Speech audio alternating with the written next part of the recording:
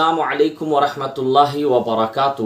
کل کی ویڈیو میں بتا رہا تھا کہ وہ چیزیں جن سے روزہ نہیں ٹوٹتا، بہت سارے اور بھی مسائل رہ گئے تھے، تو میں اور ان چیزوں کو مکمل کر دینا مناسب سمجھتا ہوں ان مسائل کو۔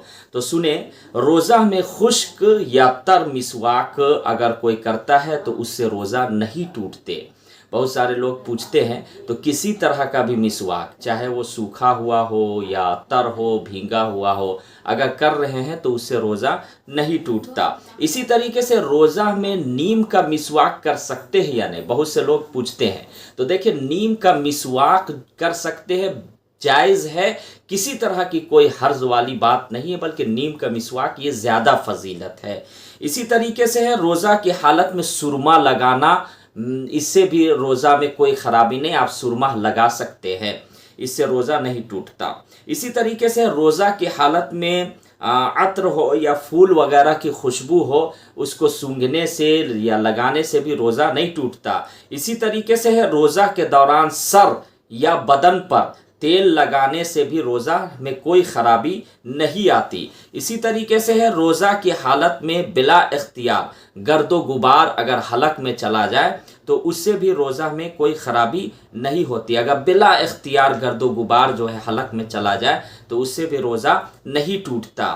اگر روزہ دار ایسی جگہ چلا جائے جہاں دھواں پھیلا ہوا ہو اور دھواں اس کے قصد و ارادہ کے بغیر اس کے منہ میں داخل ہو جائے تو اس سے بھی روزہ فاسد نہیں ہوگا۔ یعنی ایسی جگہ وہ گیا کہ دھواں پھیلا ہوا ہے اور اس کا کوئی ارادہ نہیں تھا دھواں اندر کرنے کا اور چلا گیا، تو اس سے بھی روزہ نہیں ٹوٹے گا۔ اسی طریقے سے روزہ کی حالت میں اگر احتلام ہو جائے تو اس سے بھی روزہ میں کوئی خرابی نہیں ہے، روزہ نہیں ٹوٹتا۔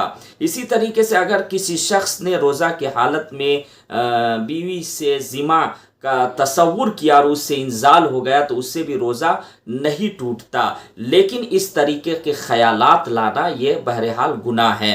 اسی طریقے سے محض کسی عورت کی تصویر کو دیکھ کر انزال ہو جائے تو اس سے بھی روزہ فاسد نہیں ہوتا، لیکن اس سے بچنا ہے کیونکہ یہ گناہ ہے۔ یعنی کسی کا خیال کرنا، برے خیالات لانا یہ عورت کے بارے میں، تو اس طرح خیالات لانے سے بچنا ہے۔ تو یہ ویڈیو زیادہ سے زیادہ شیئر کریں، پھر انشاءاللہ میں اگلی ویڈیو بتاؤں گا آپ لوگوں کو کہ کن کن چیزوں سے روزہ ٹوٹ جاتا ہے۔ پھر انشاءاللہ میں بہت سارے مسائل بیچ بیچ میں مکروہات، مستحبات، ان چیزوں پر بھی بیان کروں گا۔ السلام علیکم ورحمۃ اللہ۔